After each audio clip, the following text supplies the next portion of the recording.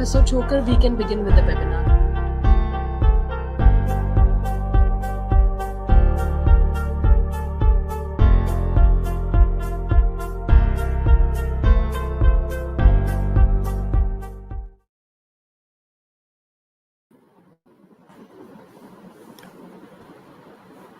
Good evening everybody, सबको नमस्कार और इस वेबिनार में जुड़ने के लिए बहुत बहुत धन्यवाद। इस वेबिनार का टॉपिक हमने रखा है इलेक्टोरल बॉन्ड्स के बारे में। ज़्यादातर देखने वालों को याद होगा कि अभी थोड़े ही दिन पहले एक सुप्रीम कोर्ट में बहुत लंबा चौड़ा केस हुआ इलेक्टोरल बॉन्ड्स के बारे में, जिसमें हमारे एक साथी जो आज यहाँ हमारे साथ हैं मिस्टर विजय हंसारिया, उन्होंने आर्ग्यू भी किया था। और इलेक्टोरल बॉन्ड्स की कहानी शुरू हुई थी 2017 में, जब 1 फरवरी 2017 को तत्कालीन वित्त मंत्री then finance minister late Shri Arun Jaitley in his budget speech included 2 paragraphs. The first paragraph, both paragraphs were titled Transparency of Political Funding. In the first paragraph, he said that in the last 70 years, the country has not been able to find a satisfactory solution to political funding. And that has been a major weakness in Indian democracy. And he said in the next paragraph, I will propose a solution to this. And in the next paragraph, he said that the government will introduce a new instrument called Electoral Bond, which will be issued by the State Bank of India, and where all payments will be through legitimate channels, and nobody will know who has given it to whom. Interestingly, the title of these 2 paragraphs was Transparency in Political Funding.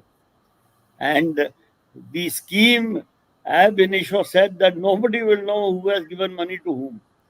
So I had been in a light-hearted way saying since then, and actually writing this, that I am trying to find a dictionary which says that transparency and anonymity are the same thing, not different of each other. So therefore, that is how it began. Then in February 2018, the government introduced the scheme formally through a notification, and electoral bonds went on sale by the State Bank of India. In the very first financial year, I think some 211 crores worth of electoral bonds were sold, and 200 crores went to one political party and 11 crores went to other parties, etc. I will not go into the details of this because the details have been discussed pretty much at length in the Supreme Court for those who are interested. But I will leave it to my distinguished panelists here to share their perspective on the electoral bonds. What have they done to the democratic system in the country? What are they likely to do? What have been the pluses and minuses? What can we as citizens do? Although the judgment of the Supreme Court bench is still reserved, so we don't know what the judgment will say, and that will in a way be the last word on the subject. And I am saying in a way because one can't rule out possibilities of further litigation. In addition, that one part of the challenge that the introduction of electoral bonds as part of a money bill was unconstitutional has yet to be litigated in the Supreme Court. While it is under litigation, it has yet to be argued. It is going to be argued before a 5-judge constitution bench, which will be a separate legal proceeding. So we will wait for that. But while we wait for the judgment in the current petition, I look forward to the comments and observations of our esteemed panelists, who, as you will discover as we go along, are all extremely distinguished. I will request them as we go along. I will introduce them as we go along. And to begin with, I think I will request Mr. Vijay Hansaria, who is a senior advocate in the Supreme Court, who's been practicing in the court for over 40 years. He has been a member of the National Legal Services Authority and so on. But what attracted me was that he has been a amicus curiae in several election-related cases, which means that he was appointed by the court to assist the court. Most of our litigation has been adversarial, where we are on the opposite side of the powers that be. But Mr. Ansaria has the distinction of being trusted by the court and being respected by us. So I will respect Mr. Ansaria to express his views. Gentlemen, we have about an hour to do this, and there are four of us, and we would also need some time for Q&A. So I would be grateful if you can confine your comments to about 10 minutes at the most. And I will not keep time, and I will let you use your discretion on that, because with eminent people like you, I don't feel the need and I don't feel competent to keep time with you. So please take your time, but I'd be grateful if you can complete within about 10 minutes. Mr. Ansaria, please. Thank you very much, Chokasha. I'm extremely delighted to be with you. And this is one of the important causes you have taken. ADR is known for taking all important causes. I'm not here to much appreciate about ADR, but then I'm here to talk about the electoral bond. Let us first understand what the electoral bond is. For example, आप court में आप bank जाते हैं, 1 करोड़ का check देते हैं, आपको 500 रुपए की गड्डी देगा, 200 गड्डी देगा 500 रुपए की, 1 करोड़ रुपए के लिए. वो आप किसी पॉलिटिकल पार्टी को देते हैं तो ये ब्लैक मनी हो गया. Now with the same check, you go to the bank, State Bank of India, get one piece of paper of 1 crore, give it to the political party, and it will work the same way.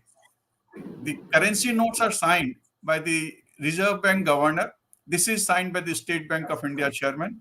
Value वही है. आप किसी को नहीं पता कि वो 1 crore cash में किसने किसको दिया, सिर्फ लेने वाले को और देने वाले को पता है. उसी तरह से इलेक्टरल बॉन्ड आप खरीदेंगे, आपको पता आपने खरीदा, बैंक से खरीदा और जिस पार्टी को दिया उसको पता है. सो ये ट्रांसपेरेंसी कहां से आ गई साहब? I completely fail to understand how can you call it a transparent mechanism. The entire argument of the government of India before the Supreme Court was to weed out black money and to replace it with clean money. Can you call it a clean money? We are at a loss to understand how can it be clean money. So this is what electoral bond is. आपने जो 6 question लगा इसमें frame किए हैं, I will like to go on that one by one. Secondly, it is said that whether the citizens have a right to know of the financial bearing of the political class. If the political class rules the country, it is the political class which frames the law for all of us. Are we not supposed to know कि पैसा कहां से आया? India से आया, किसी एक firm corporate sector ने दिया, वर्ल्ड में कहीं और से आया, कोई अनलॉफुल ऑर्गेनाइजेशन से आया? If we have through electoral bond, it becomes a clean money. Nobody would know. Nobody has a right to know. That is again another complete fallacy of argument. Because ADR के case में ही हुआ है कि right to know है citizen का. Criminal antecedents कैसे हैं आज की डेट में, वो एफिडेविट दे के बताते हैं कि किसको कितना पैसा मिला, किसके खिलाफ कितने केस हैं. एडीआर की हमने अभी वो वीडियो क्लिप भी देखी. It is only because of that judgement कि आज जनता को, वोटर को ये पता है कि किसके खिलाफ क्रिमिनल केसेज हैं.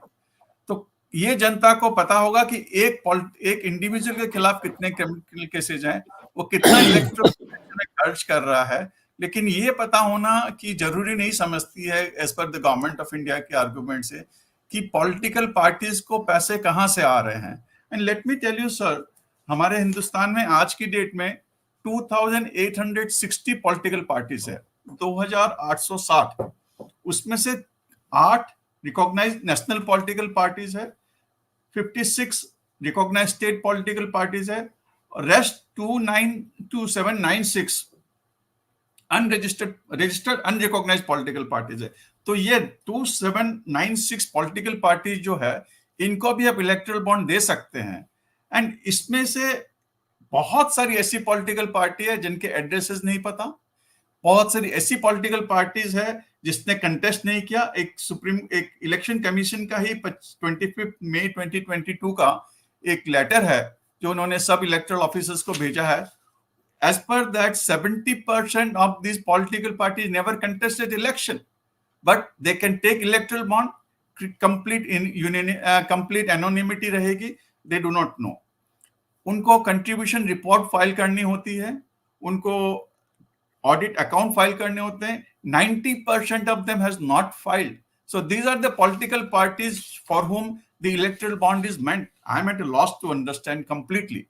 One of our argument in the Supreme Court has been, ये corporates जब डोनेशन देते हैं, are they doing a charity or they are asking for a quid pro quo?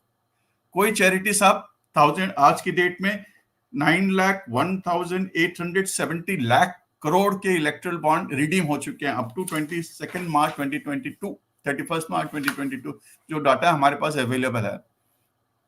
इतना बड़ा अमाउंट इंडिविजुअल तो हमारे हिंदुस्तान में इतने है नहीं, रेस की देते होंगे, डेफिनेटली कॉर्पोरेट सेक्टर देती है, और वो लाखों करोड़ों रुपए एज ए डोनेशन देती है. Definitely they have a motive.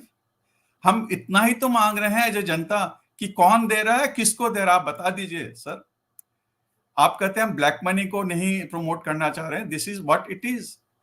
किसी को नहीं पता, और स्पेशली इलेक्टोरल बॉन्ड में एक ऐसा क्लॉज है जो सिर्फ कोर्ट को या लॉ एनफोर्सिंग एजेंसी को पता हो सकता है. सो आज सीबीआई चाहे केस रजिस्टर करे, उनको पता होगा, गवर्नमेंट को पता होगा, ईडी रजिस्टर केस करे, पता होगा, जो रूलिंग पार्टी है स्टेट में वो एक केस रजिस्टर करे, उनको पता होगा.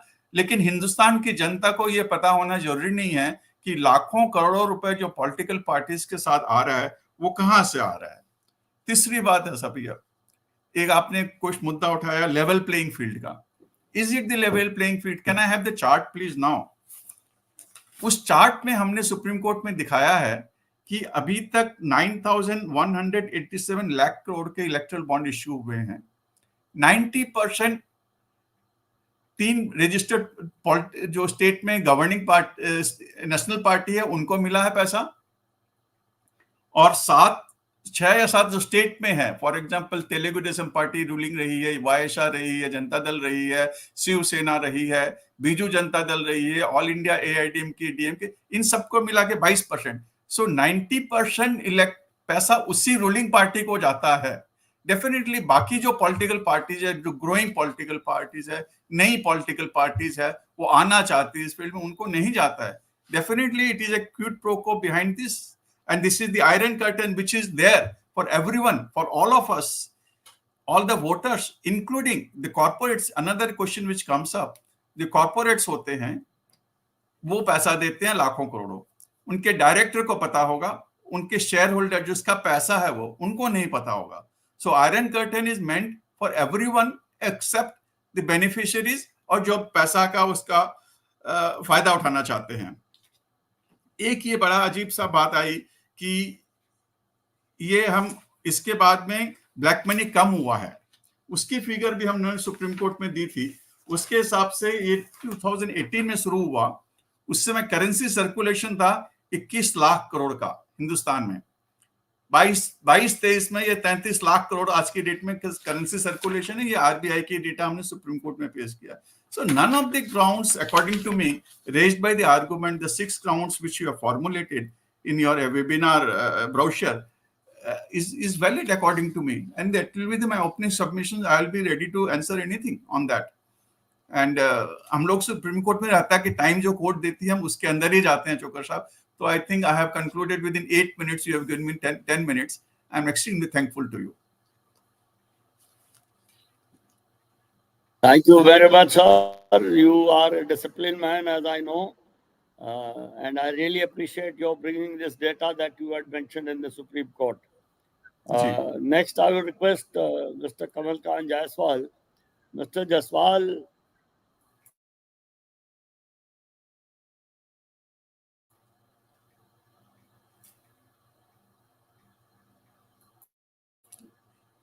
चोकर साहब आप म्यूट हो गए. You have to unmute yourself. thank you, Vijay Ansaria ji. I appreciate your being disciplined. Now I will invite Mr. Kamal Khan Jaiswal. Mr. Jaiswal has been a civil servant of great distinction. He was in the government as an IAS officer for about 38 years. And he retired as Secretary Ministry of Information Technology, which is one of the key ministries as we know. Subsequent to that, he became director of Common Cause, illustrious civil society organization set up by Mr. H.D. Shori, who was the father of Mr. Arun Shori, and he started his activity as a civil service, no, as a citizen by sending postcards to the government. And then he set up this organization called Common Cause, which Mr. Jaswal was the director for almost 8 years, I think. And today he is the president of Common Cause. So in a way, he represents civil society and citizens in the ultimate, taking up common causes for all citizens. Common Cause has had a very important role in this litigation that we filed. They were the co-petitioners along with ADR, and therefore Mr. Jaswal brings a very, very unique insider's perspective to this issue. Mr. Jaswal, please.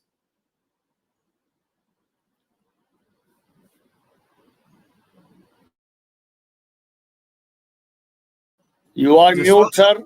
Mr. Yes, Jaswal, unmute you are Jaswal, mute. sir. Sorry, thank you, Professor Chokar, for your kind words of introduction. I would like to add just a line here that Common Cause has been in the vanguard of this movement for cleansing our electoral system.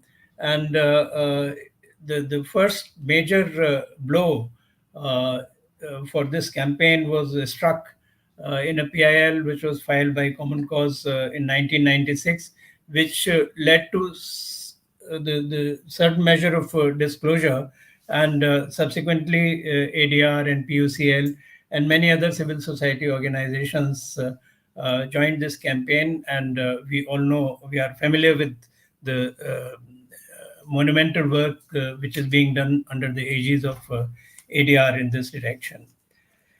Professor Mr.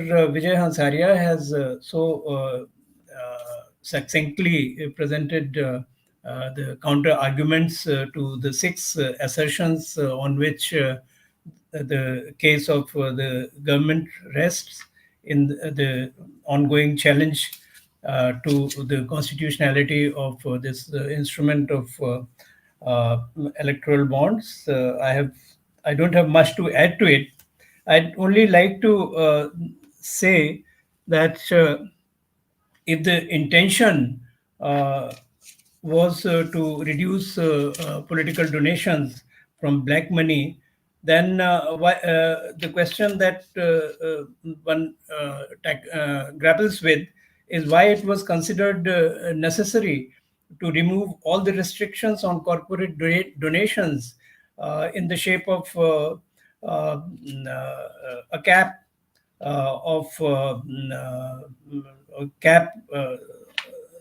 in the shape of a cap on the percentage of profits that could be contributed by way of political donations. As you know, there was, before the scheme and before the enactment of the Finance Act of 2017, only 7.5% of the average of 3 years of profit could be contributed by a company to political parties. But now there is no cap at all. And it is possible now for loss-making companies as well as shell companies to contribute unlimited amounts by way of electoral bonds. So, and this opens the way for laundered black money to enter the electoral funding system. Also, the fact that most of the sales of electoral bonds is through denominations of in the denomination of 1 crore, and the bonds are in the nature of bearer bonds, bearer instruments, facilitates the ingress of black money in the system. So it is, now words have been hollowed out of their meaning. When you say that this scheme has been devised to increase transparency, what it does is exactly the opposite. It increases the level of opacity in the electoral system.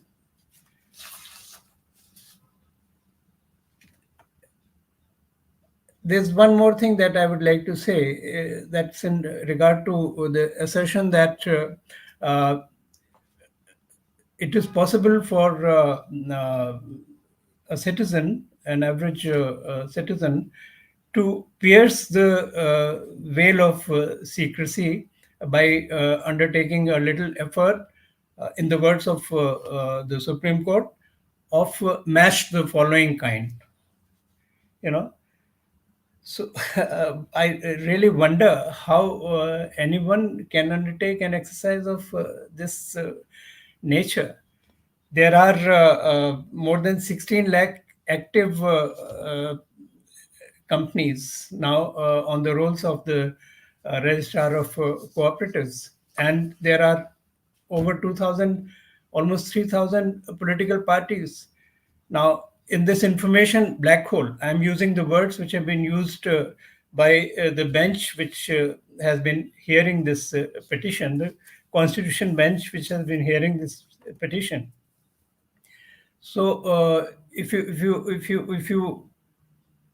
a citizen had the capacity to scrutinize the filings of such a large number of companies, and also scrutinize the accounts of the political parties, then how do you match them? Because the accounts of the companies do not say where the money is going, what is the allocation amongst political parties.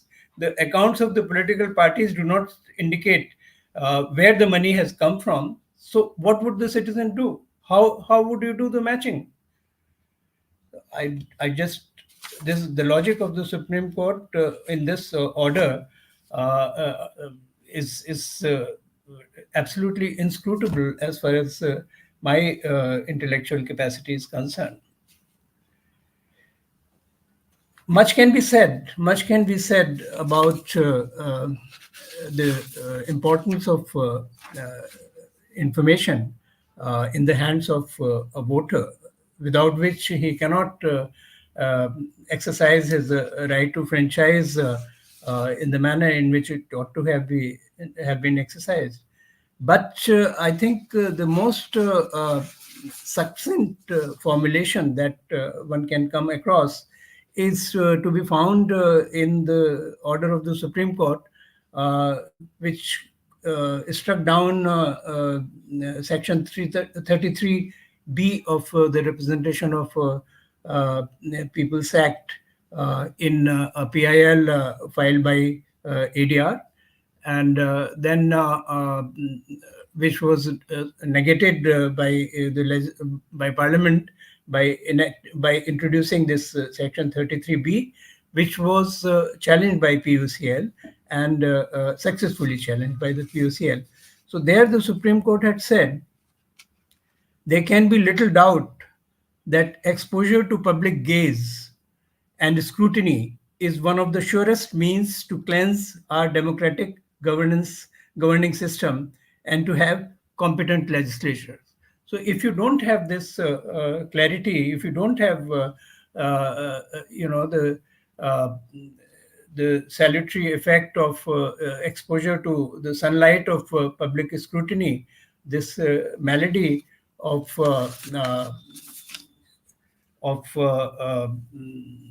tainted money infecting our body politic cannot be cured. So in conclusion, I'll submit that the stated objective of the electoral bond scheme is to minimize the role of unaccounted for cash or black money in electoral finance.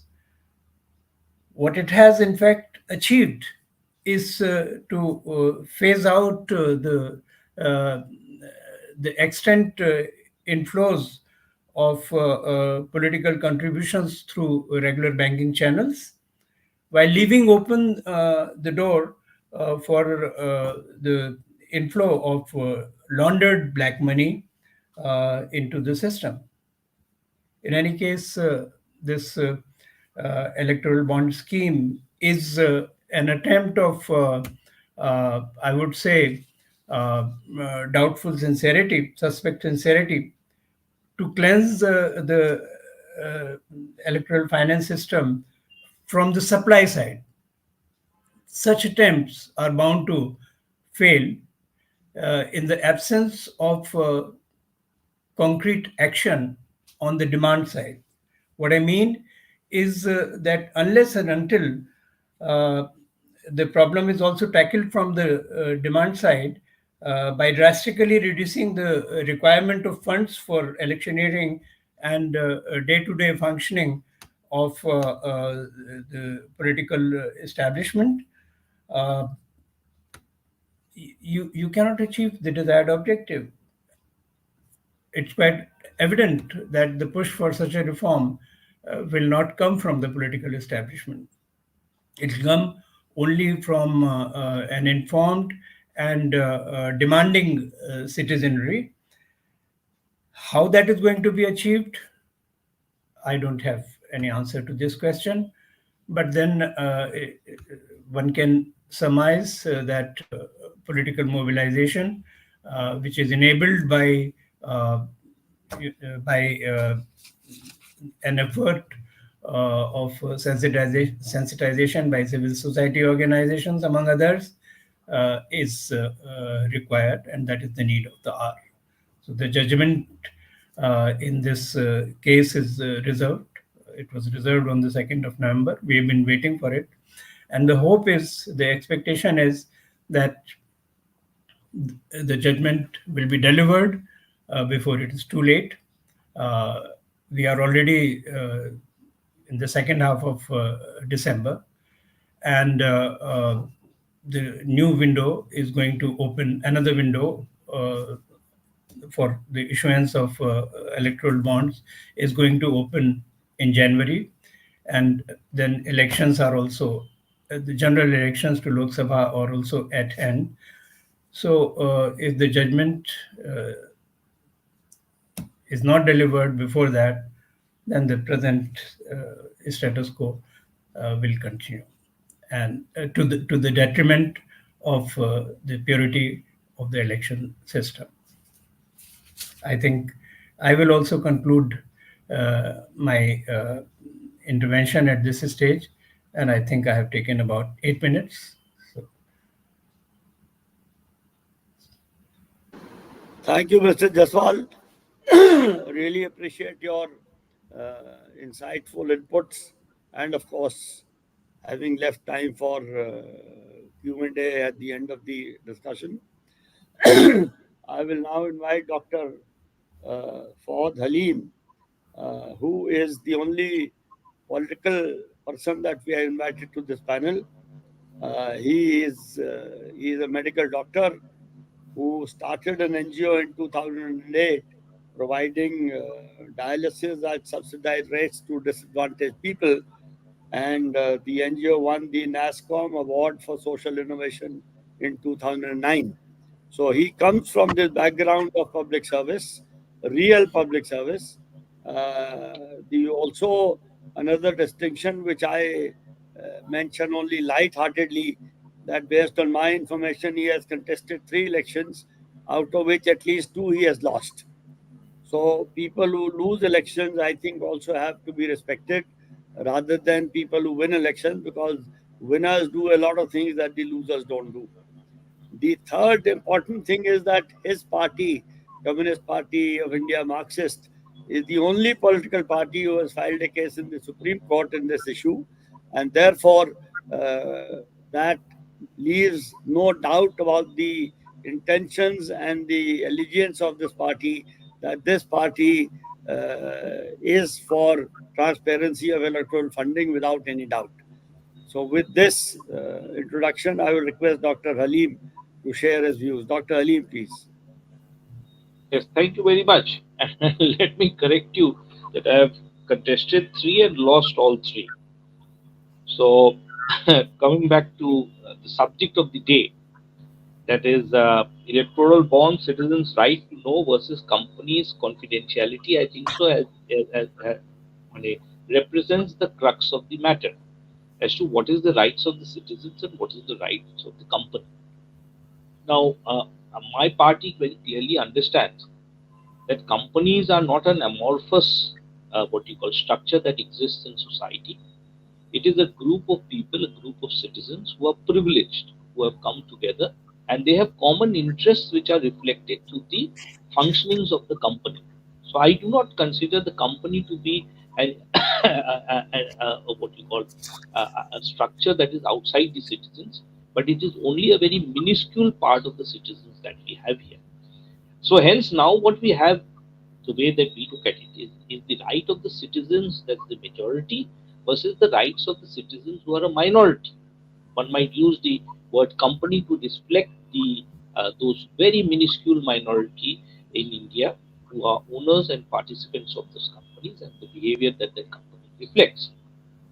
So it is in this context that we see, and there are very interesting what you call submissions made by the central government to the Supreme Court during the extensive hearings that have taken place. And I just quote for you that the Advocate General has said on the question as to transparency is what is the right of the citizen. He has said that the citizen has the right only to have knowledge in terms of the candidate, not in terms of the political party. This is a submission of the government of India, which is which also reflects the ruling dispensation's idea as to how they understand what the right of a citizen is. So, a political party and how it functions, how it is funded, should not become part and parcel of the knowledge background of the way in which citizens should be informed while making their decisions. They should only restrict, and that right should also be limited in terms of the political candidate who is contesting. And one has to underline over here that this is the reflection of the government of India of the day to the Supreme Court on the question such. The second point I'd like to what you call point out here is that what has the election commission come out with in regard to this? The election commission has already submitted to the entire what you call during the proceedings, and they have said the bonds in the current form promote anonymity and non-transparency. So we already have now the two pillars of our what you call constitution. One is the administrative pillar, and the other is the legislative pillar that are already what you call at loggerheads. My party's opinion I will come to later.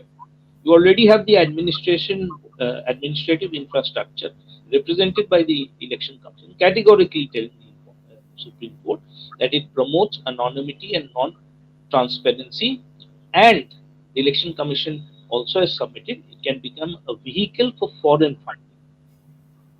The third point I'd like to what you call highlight over here is that the judiciary also has during these proceedings made certain observations in terms of the what you call electoral bond. Already we've had the judiciary say that it may seem counterproductive, and again I represent the judiciary's word, may felicitate what you call uh, more money laundering, and it may what you call be a bit more what you call more than what meets the eye. So the judiciary already, now we've got the third pillar commenting on the electoral bonds issue already over here. So now we see that we've got across the board. Our party has submitted, the ADR has submitted petitions. There are the other organizations that are concerned and following the judicial process. But we also have the constitutional pillars also commenting very, very clearly that this seems to be a counterproductive, what you call, measure. Why is the government forcing it through? Now, one has to come into the realm of political, what you call, behavior. Already we've had submissions in the court hearings that the largest portion of the electoral bonds are being cornered by the party that is in government. Now, if we go back to the submission that I made when I started off, if you got the majority of the citizens, their interests, and you got interests of the minority of citizens who are there in the corporates, it is very clear that when the government is actually what you call selling its or putting up bids for development and spending government money, these are being cornered, and these cornering of government contracts and bids through the electoral bond process is somehow making it opaque to understand as to how the bidding process is being influenced by these government, what you call, by these electoral bonds. And it is here it is important to understand that the government of the day or other governments otherwise also who would like to behave in a way that their party benefits by the way the government what you call disburses its funds, that is what you call has to be brought into question, and that is definitely something that the party that is in power today wants to hide. And significantly the electoral bonds is a way to what you call paper over those things and to hide those things. uh, Definitely, already points raised are that would be raised in our affidavit also to the court is that the basic evaluation whether a company is viable or not viable, whether it's making a profit or a loss, is nowhere linked to the way that electoral bonds can be disbursed to various political parties of their liking and their preference. So that itself tells you that the basic rationality of whether the company is a viable company, whether it's a surviving company, or if I may go back to the Chief Justice of India's observation that it is a counterproductive way and may end up what you call instead of curtailing black money, becoming conduit of money laundering. This observation is already there on record. So these are the concerns that need to be brought forward.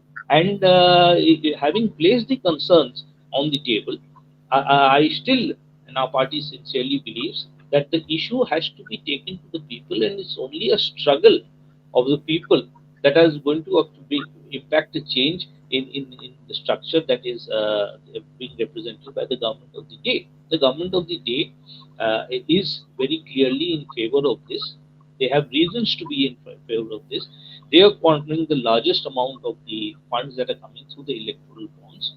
The way the bill was introduced, the way the bill is being propagated, and finally, the argument as to why what you call the judiciary should also absolve itself from commenting on it by the Attorney General is also pointing.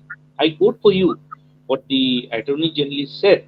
You see, he said the electoral bonds falls in the realm of economic policy in which the court should not interfere. So the entire mindset of the powers to be that are there, whether they are speaking in parliament in the way that they pass the bill in the Rajya Sabha, bypassing the Lok Sabha, the way they introduce the bill as a finance bill by with subsequent argument saying that the paper has to be printed in a particular way which involves the finance department, hence it's a finance bill, but yet not getting passed to the Lok Sabha without any comprehensive discussion on this. And the way the Attorney General says that the larger economic structure of the country, as per his beliefs or the ruling party's dispensation beliefs, that the economic activity is represented by here, and hence the judiciary should also refrain from interfering in this, is clearly representative of a mindset that doesn't want to be accountable from day one, not only in terms of how the electoral bonds themselves are not transparent, but the government wants to be non-transparent in actually discussing as to how the electoral bonds should be structured. So I believe that the constitutional structures are divided on this, and very clearly the election commission and the judiciary, hopefully in the subsequent what call publications that the judiciary will bring about in their judgments will reflect the spirit and the mindset that has been reflected in the various interim hearings that the judiciary has taken up. The election commission should be more proactive on this. They've already made strong comments on this, and definitely civil society and political organizations. We as a party have already submitted our objections to it in the court of law, and those petitions are being heard and taken forward. And I think so. This is the way ahead, because you have to fight it out at the level of the judiciary. You have to fight it out by actually making adequate representations to the election commission, so that the election commission also proactively participates in the judicial process in a positive way. And at the same time, we need to ensure that informed people and civil society and public in large, whose interests are going to be hampered by the way government is going to spend its money in lieu of favors for their political party gains, and fundamentally the anti-people attitude of the government, represented by the Attorney General's argument that in an election, the right of the citizen is only limited to know what the candidate is all about and does not extend to know what the political party is all about. I think so is fundamental to what this case and this argument in its entirety represents. Thank you. Thank you, Dr. Halim, for very insightful comments, and particularly coming from an active political actor. I really appreciate that. I now invite Mr. Sanjay Raman Sinha, who is from the media. We've had advocates speaking to us, a civil society person speaking to us, active politicians speaking to us, and now we come to the fourth estate, which Mr. Sanjay Raman Sinha represents. He's been a journalist for over 20 years and has worked in a variety of print and television media. Currently, he is the senior executive editor, legal, with the TV channel APN and a new publication called India Legal. So his legal insights from the media perspective are very, very welcome. Mr. Sinha, please.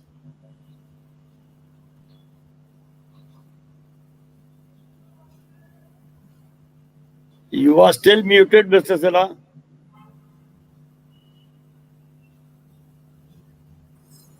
Yeah, can you hear me now? Yes, please go ahead. Okay, thank you, Professor Shoka, and all the participants for your very informative viewpoints. I'll speak about the legal and political aspects of the electoral bonds. I'll start with just right to know. Now the question is what the citizen can know and what the citizen can't know. The government has already decided on it, with the Attorney General saying that the citizens don't have the right to know about the political parties fund. They have given this submission before the argument started at the Supreme Court. Now that's a Lakshman Rekha which the government has already demarcated. This sort of Lakshman Rekha has been demarcating. They have been demarcating when they were having a face-off with the judiciary on, say, appointment of judges and collegium. So the government has made its stand very clear about this thing. Now, what we are seeing over here is the interest of the political system, which has over the years been using its own ways and means to prevent reforms in the electoral system. I'll give you two examples. 2013, everybody must be aware that the Congress tried to bring about an ordinance to save convicted legislators from disqualification, and how it was torn away. In 2003, the NDA prevented the move by the Supreme Court and the High Court to bring about the criminal antecedents of candidates into the public domain. The matter was cleared at the High Court and Supreme Court level. The Election Commission issued a notice, and the government tried to bring out a bill, but of course it was offsetted. So these are just one or two examples in which the intention of the government across the party line comes across about how they try to promote their own interest. Now, if the right to know the antecedent of the candidate is valid. There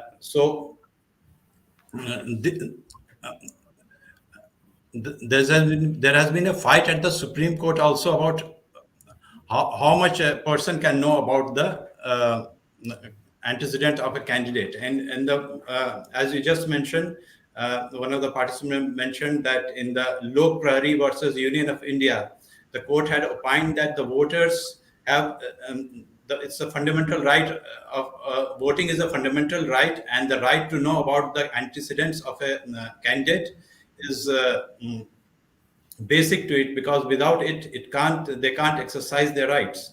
So again, this right to information is given to the voter by the court itself. But what we find over here is that it is getting blocked in ways more than one. Now, if the government is trying to bring about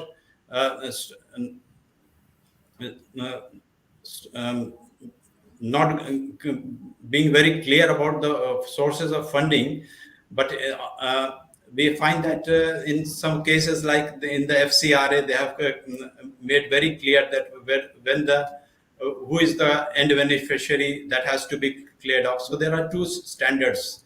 When the foreign funding of the NGOs are concerned, then government is another standard. When election funding is concerned, where also funding can happen from the subsidiary of foreign companies, there's another standard for the government.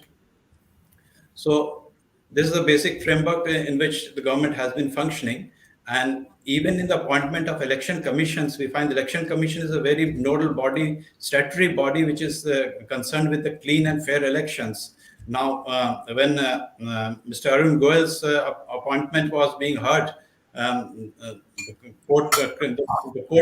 court criticized the way the chief election commissions were appointed. In the UPS 10-year tenure, we find that 6 Cs were appointed. In the NDA's 8-year tenure, 8 CCs were appointed.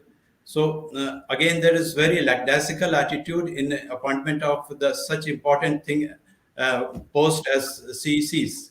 So the overall system is functioning in this sort of way. Talking about the uneven playing ground, of course, according to the law, 1% parties getting less than 1% of the vote are out of the fray of political funding, and they have been termed as paper political parties who may be having a very dubious character. And as it has been mentioned by one of the participants, that 70% never fought election and 90% have not filed accounts. But there's also a case for them that why shouldn't these parties get funding? Because you find that if there is a razor-thin majority, these small political parties and independents do help in forming the government. So if we do bring about a screening system and allow funding to these political parties also, then we can have a real fair playing ground for these parties also.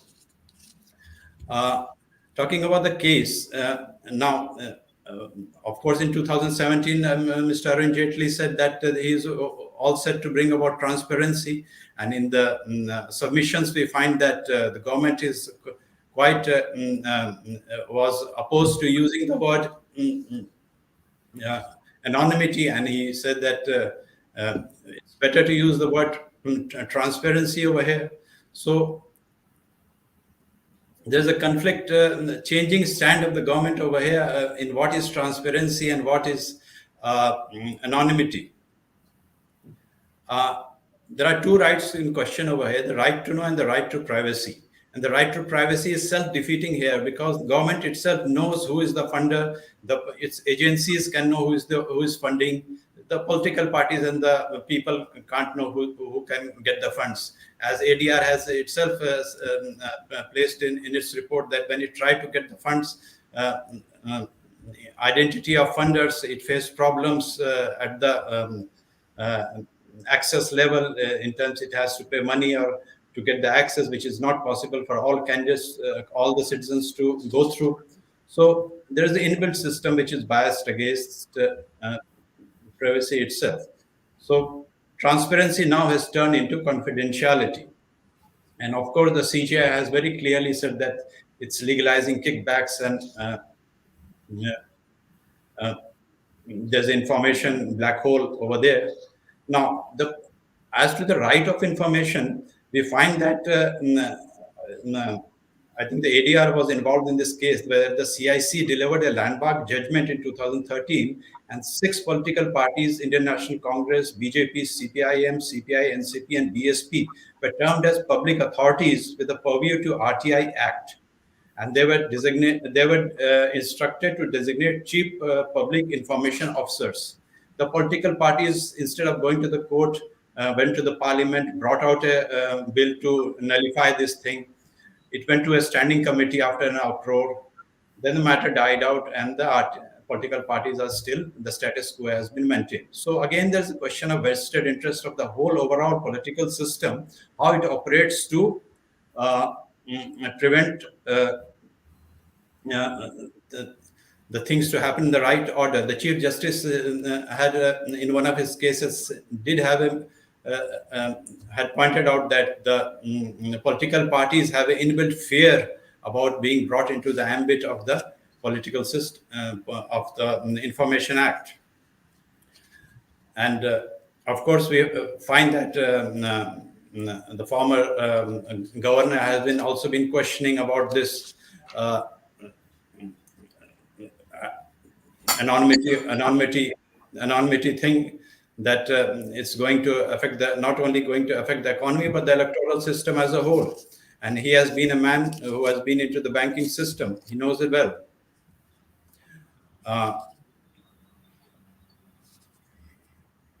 Now, talking about information commissioners, because the RTI is very directly linked with the functioning of the information commissioners, we find that in 2019, the government decided to take up the salary and tenure of the information commissioners in its own hand. And it was highly criticized that it's almost like bringing the RTI into its own, into the domain of into the command of the government.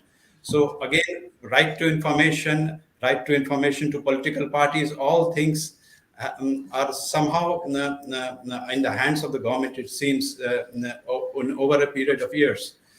And if you're talking about the privacy issue, which is central to it, now, Mr. Sinha. Yeah. Mr. Sinha, may I request you to kindly confine to the electoral bond issue, because if we go into right to information and information commissioners and director CBI, etc., it will become too wide. So kindly limit it to, yeah. I can take your point, sir. Right, the privacy is the central issue, and we know the CJI has always batted for informational privacy.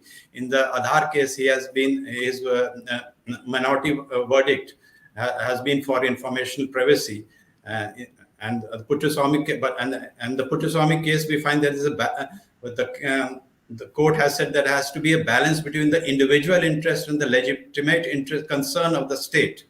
Now, the concern of the state is black money, which is the legitimate interest of the state to curb the black money, and there is a right to know.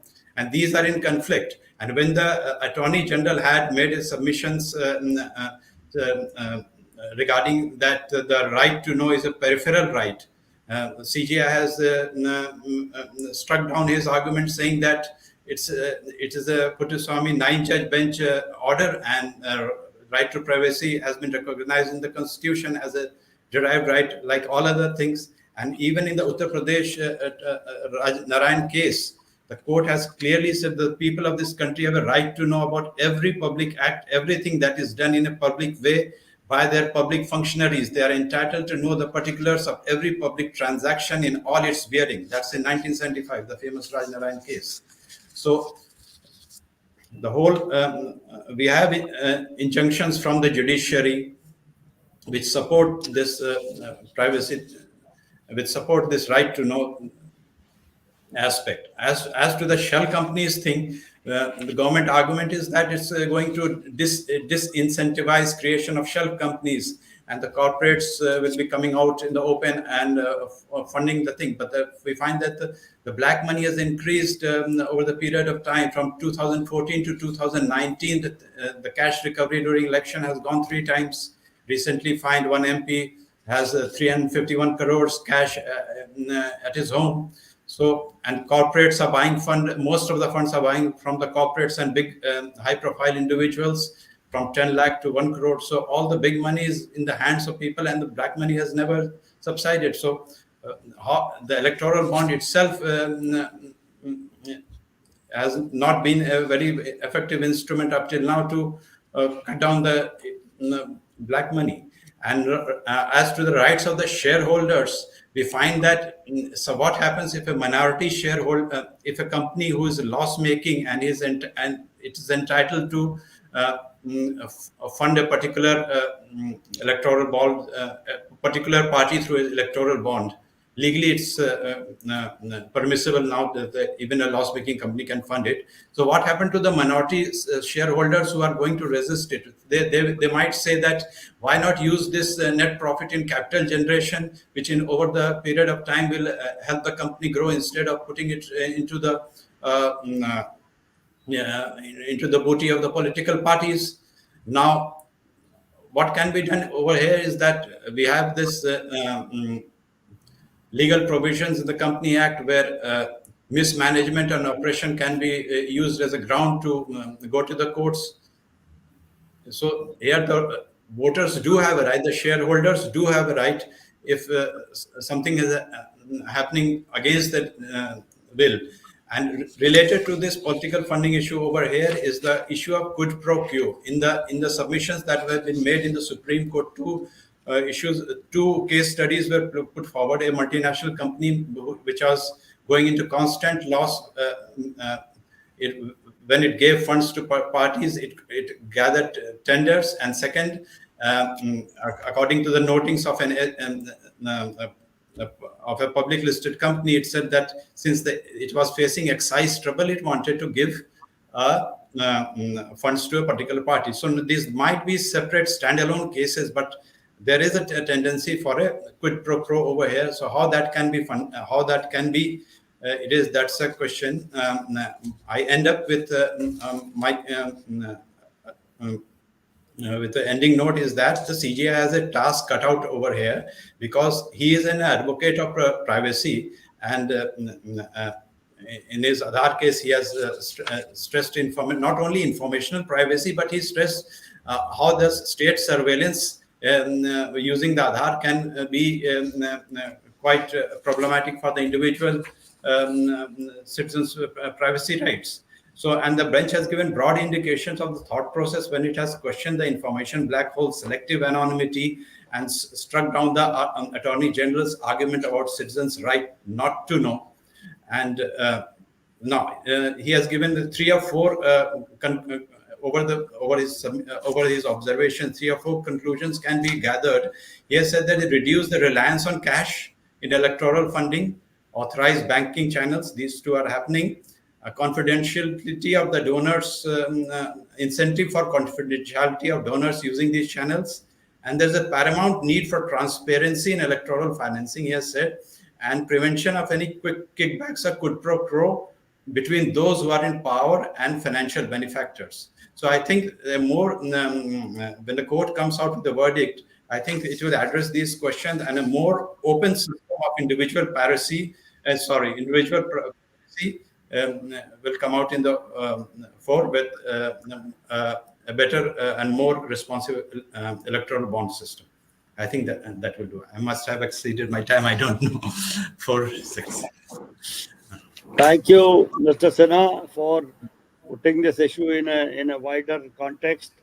And I also appreciate your conclusion that the Chief Justice of India and his fellow judges will listen to your suggestions. And I feel like saying, "Aapke muh mein ghee shakkar." But the only thing I want to supplement your saying is that the Attorney General and the Solicitor General kept insisting that it is not anonymity, it is confidentiality. And the court also said that possibly selective confidentiality seems to be a problem. But I must also add that we should not take too much happiness based on the base of the what bench remarks during the hearing of the case, because very often what judges say and what judges do ends up being quite different. That's So true. I hope they will listen to what you said, and I hope they will give a judgment which is in favor of the people and the Constitution of India. This is a very complex issue which has, I believe, it has a bearing on the entire political system in the country.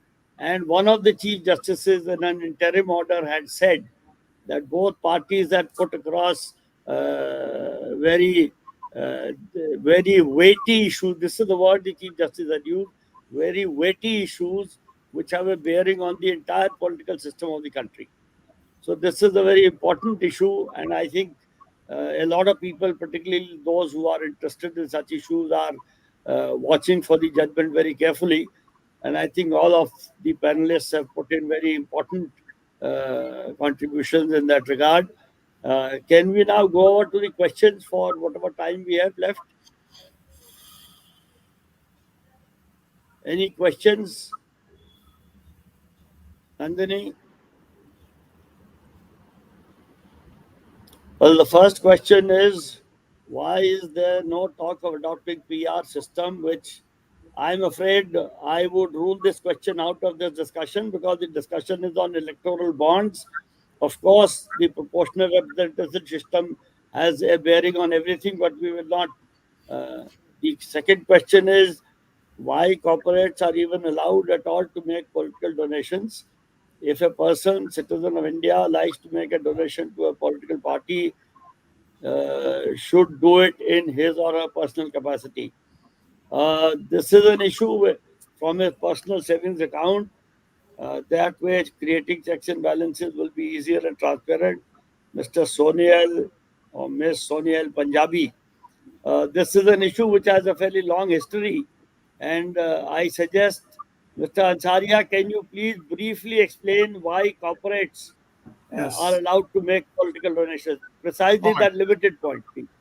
Just 2 minutes. First thing, I would say that there should be no cash by individual or by political party or by companies. No cash donation, because Solicitor General in the court said that there are we have digital transactions 8 times more than the entire US. So if we have so much of digital transaction, that all political parties say that we have no cash. And coming to the donation part of it, the company is also entitled to make donation because it is the corporate of the shareholders, but with the knowledge and consent of the shareholders. What the electoral bond does, even the shareholders whose money it is, they do not know. So without the knowledge of the shareholders, making donation is really wrong. But if the company is a group of entity, group of people, so group of people jointly can take a decision and make donation, but not through an indirect route in a summary manner. No, no, Mr. Acharya, the question was, why should companies be allowed to make donation at all, whether via corporate bond or otherwise? All right. There Only is no. individuals should make. All right. There is no reason why a company should not make. Even individual making it, company may have its own ideology, have its own priorities. It may require the government to do it, but make it transparently so everybody knows. And company is nothing but a group of individuals, according to me. So jointly it can make it, but in a transparent manner. Thank you very much. Yes, Kamalji. Yeah, I have a different perspective on this. Prior to 1985, companies were not allowed to make any political contributions because there was this section 293A in the Companies Act, which was introduced in 1969. So a conscious decision was made in 1969 to ban political contributions by corporates. Ban was lifted in 1985 on the logic that the contributions by political parties would reduce the need for black money in the political system. We know that it has not achieved that end. And we also know that in other countries, in other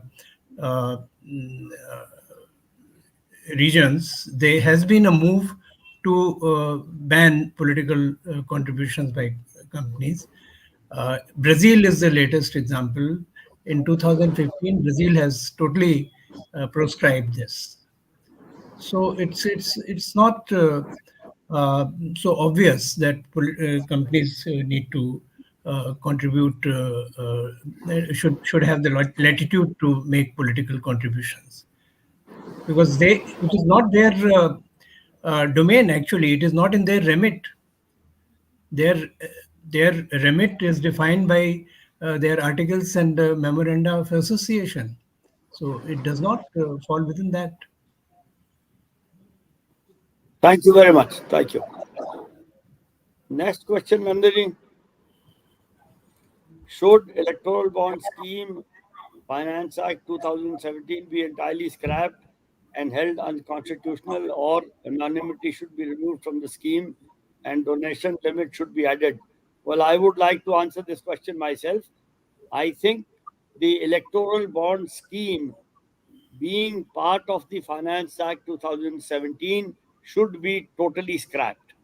Finance Act 2017 does not need to be scrapped. Only the electoral bond scheme, which had no constitutional justification to be included in the Finance Act, should be scrapped completely. Removing anonymity and adding donation limit, etc., will be, tinkering with the scheme, when people will find ways of dealing with or flouting these again. The electoral bond scheme has done no good to electoral financing at all, in my opinion. All it has done, it has created a legal channel to convert black money into white. Believe it or not, I am saying this with a full sense of responsibility. A legal channel to convert black money into white. And it gives an immensely unfair advantage to the ruling party, regardless of the ruling party being BJP or Congress or Janata Dal or CPM. Whoever is the ruling party gets an unfair advantage. Therefore, it is basically non-democratic. And therefore, I would say the electoral bond scheme should be entirely scrapped. Thank you. We can go on. Yes, Can I just Ansariya ji. see, if you remove anonymity, nothing remains in electoral bond. The question and or you do But, anything, it must huh, go. That is but the issue. let us not beat about the bush. Remove anonymity. That's Remove all. electoral bond, period. No, no. ना If you होगा remove बड़ा anonymity, सपना nothing देश में. remains in electoral bond, sir. And regarding Thank you. legalizing political corruption, that is what I have specifically argued. It's a money Yeah, to yeah, roll black money through legalizing the black money. absolutely, absolutely. Thank you, sir. Next Thank question. Government's approach towards citizens' right to know about any of their functioning has taken a toss over a period of time, be it citizens' right to know about the sources of income of MP, MLAs, or next part, sources of funding of political party. What should citizens do in such a scenario? Well, I will then venture to answer this again. People, citizens should, number one, vote nota in larger and larger numbers. And once a nota button gets the highest vote in a parliament or state assembly election, more votes than any candidate, we will see how the election commission declares a candidate elected. Number one. Number two, citizens should make themselves aware of all these actions of the government and spread that awareness around, and again make more and more citizens aware of these misdemeanors of the government, and say that they should work against the current system of governance. I am not saying we should work against the government. We should work against the current system of governance through all possible legal and constitutional means. Next question.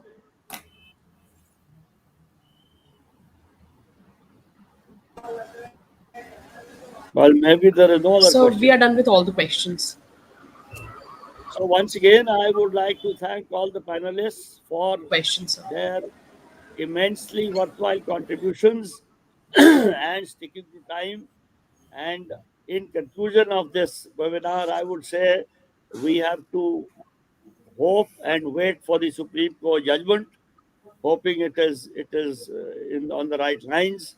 If it is, we will see how it is implemented, because very often the battle doesn't end with a judgment by the Supreme Court. Its implementation by the powers that be also becomes another issue. So we have to take this issue to the very end until the electoral bond scheme is scrapped and political funding is made transparent, which will only happen when every single transaction, even of a rupee, has made digitally.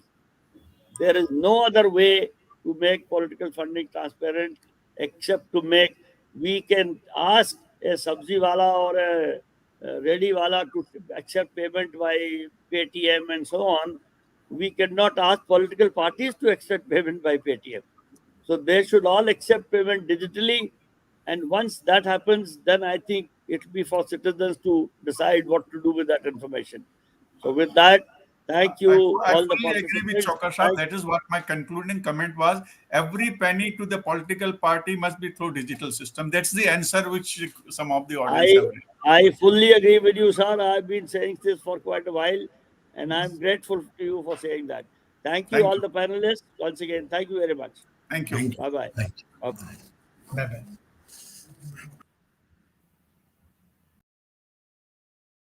We appreciate your visiting our websites adrindia.org and mynetha.info and listening to our podcasts and webinars. We appreciate all the support you have given to us. Please continue that support and donate at adrindia.org. Thank you.